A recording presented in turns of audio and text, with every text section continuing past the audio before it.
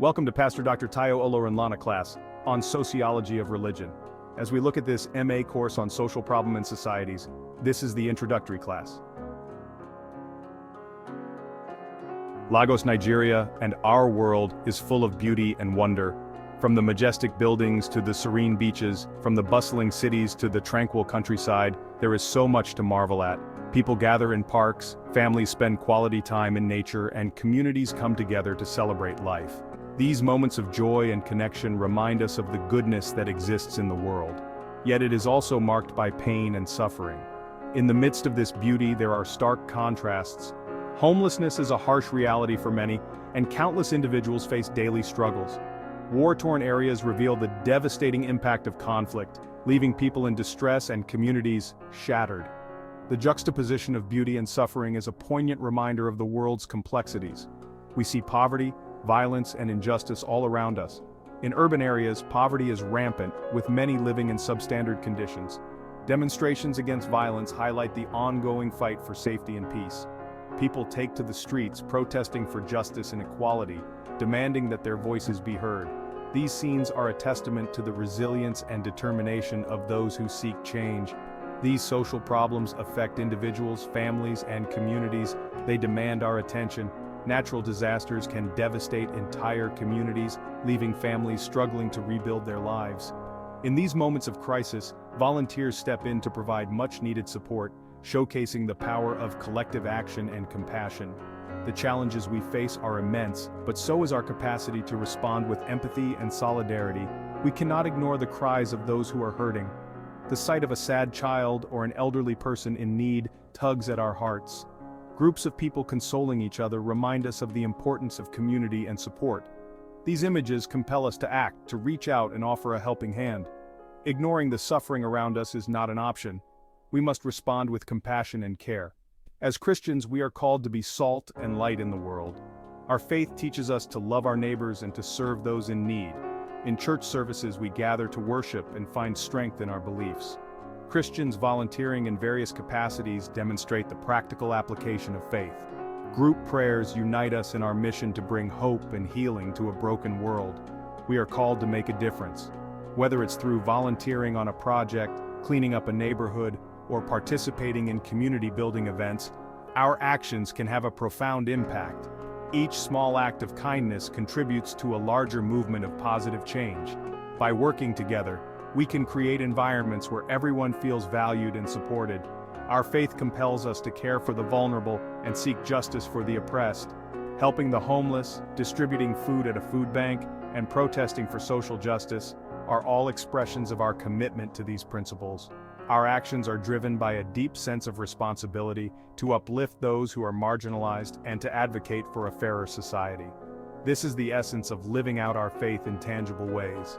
We have a responsibility to address social problems and work towards a more just and compassionate society. Community meetings for social change, collaborative social projects, and the efforts of social workers helping families are all part of this ongoing journey. By coming together and pooling our resources, we can tackle the root causes of these issues and build a future where justice and compassion prevail. Our collective efforts can transform lives and create a world where everyone has the opportunity to thrive. Social problems are complex issues that affect many people. They are often rooted in sin and brokenness. Examples include poverty, racism, and lack of access to healthcare. These problems can lead to further suffering, inequality, and division within society. Social problems do not exist in isolation. They are interconnected. Poverty can lead to crime. Lack of education can perpetuate cycles of poverty. Addressing these issues requires a holistic approach. We must address the root causes. Christians view the world through a unique lens. We believe in a loving God who cares deeply about justice and righteousness. The Bible tells us that God is close to the brokenhearted. He rescues the oppressed and provides for the needy. Looking at social problems through a Christian lens means seeing them as God sees them. It means recognizing the inherent dignity and worth of every human being. It means acknowledging the suffering caused by these problems and our responsibility to act. The Bible is replete with teachings on social responsibility. Jesus himself summarized the entire law with two commandments: love God and love your neighbor. Loving our neighbor is not optional for Christians. It is at the core of our faith. This love is not merely a feeling, it is an action. It requires us to care for the physical and spiritual needs of others. It means standing up for those who are marginalized and speaking out against injustice. Section 5. The prophets speak justice for the oppressed. In every era, the call for justice has echoed through the ages, resonating deeply within the hearts of those who seek righteousness. Throughout the Old Testament, God raised up prophets to challenge injustice and call his people back to righteousness. These prophets were not just messengers, they were the voice of the voiceless, the defenders of the downtrodden, and the champions of the oppressed. The prophets spoke against oppression of the poor and vulnerable. They stood as beacons of hope, illuminating the path towards a more just and equitable society. Their words were a clarion call to action, urging the people to stand up against the injustices that plagued their communities. They condemned greed and corruption. The prophets did not shy away from speaking truth to power, even when it meant facing persecution or death. They understood that true justice could not be achieved without addressing the root causes of inequality and corruption. Amos, for instance, proclaimed God's judgment on those who exploit the poor and deny justice to the needy. His words were a stark reminder that divine justice is not blind to the suffering of the marginalized. Amos's passionate pleas for justice continue to inspire those who fight for the rights of the oppressed. He reminded Israel that true worship is inseparable from just action. Worship without justice is hollow and meaningless. The prophets taught that faith must be accompanied by deeds, and that true devotion to God is demonstrated through acts of kindness, mercy, and justice. The words of the prophets remain relevant today. In a world still rife with inequality and injustice, their messages continue to resonate. Modern-day social activists draw inspiration from the prophets' unwavering commitment to justice, using their teachings as a foundation for their own efforts to create a more just and equitable society. They serve as a powerful reminder of our obligation to pursue justice. The legacy of the prophets challenges us to examine our own actions and to strive for a world where justice and righteousness prevail. Their timeless messages call us to be the change we wish to see, to stand up for the oppressed, and to work tirelessly towards a future where justice is not just an ideal, but a reality for all. Section 6. Jesus and the Marginalized, a Ministry of Compassion. Jesus' life and ministry exemplified God's heart for the poor and marginalized. He consistently reached out to those who were excluded and forgotten by society. He healed the sick, fed the hungry, and welcomed the outcast. Jesus' compassion extended to all people, regardless of their social standing or background. He taught that true righteousness involves more than just following rules. It requires genuine love and concern for the well-being of others. Section 7. Stewardship, caring for God's creation. As Christians, we are called to be stewards of God's creation. This includes caring for the environment and using our resources wisely. We are responsible for ensuring that future generations inherit a healthy and sustainable world. Environmental degradation disproportionately affects the poor and vulnerable. Climate change, pollution, and deforestation exacerbate existing social problems. Our commitment to social justice must include a commitment to environmental stewardship. Section 8. The Power of Example, living out our faith. Our actions speak louder than words. When we live out our faith through acts of service and advocacy, we demonstrate the love of Christ to the world. We become beacons of hope in a world often shrouded in darkness. We can volunteer at local organizations, support charities working to alleviate poverty, and advocate for just policies.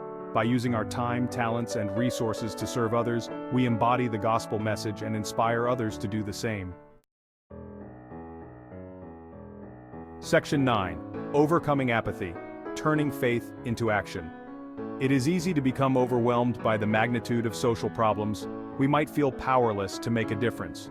However, we must remember that even small acts of kindness can have a ripple effect. We must not allow apathy or indifference to take root in our hearts. Instead, let us be inspired by the words of Mother Teresa. Not all of us can do great things, but we can do small things with great love. Section 10. The Transformative Power of Love, Hope for a Better World. By embracing our call to social responsibility, we participate in God's work of bringing healing and restoration to the world. Through love, compassion, and justice, we can contribute to the creation of a more just and equitable society. The transformation we seek begins with each of us. As we strive to live out our faith in tangible ways, we become agents of change, bringing God's love and justice to a world desperately in need of both. Section 11. Conclusion, a call to action. This is not just a conclusion but a beginning, a rallying cry for each of us to step forward and make a tangible difference in the world around us. The challenges facing our world are significant. From the devastating impacts of natural disasters to the pervasive issues of urban poverty, the obstacles can seem insurmountable. The crowded city streets, filled with people struggling to make ends meet, remind us daily of the work that needs to be done. However, we are not without hope. In the midst of these challenges, there are glimmers of light, people coming together in prayer, communities gathering with hopeful faces, and the promise of a new day symbolized by the sunrise over a peaceful landscape. These moments remind us that hope is alive and well. As Christians, we have been given a mission and a mandate to be agents of change. This mission calls us to step out of our comfort zones and into the lives of those who need us most. Whether it's volunteering in a soup kitchen, participating in community planning, or organizing donations through our church groups, every action counts. Let us respond to this call with courage, compassion, and unwavering commitment to justice.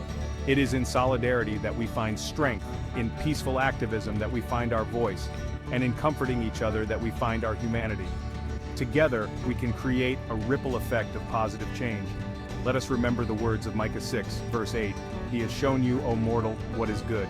These ancient words still resonate today, guiding us in our actions and decisions. And what does the Lord require of you? To act justly and to love mercy. These simple yet profound directives call us to live out our faith in tangible ways, through acts of kindness, food distribution, and community support. And to walk humbly with your God. In our journey, humility is key. It reminds us that we are part of something greater than ourselves, and it keeps us grounded in our purpose. May these words guide us as we seek to make a difference in our world. Let us join hands in unity, work together across our differences, and rebuild our communities with love and dedication. This is our call to action, and together, we can answer it with faith and determination. If you have any question, kindly post it in the comment section or book appointment with Prof. Olorunlana. Until the next class on inequality, bye for now.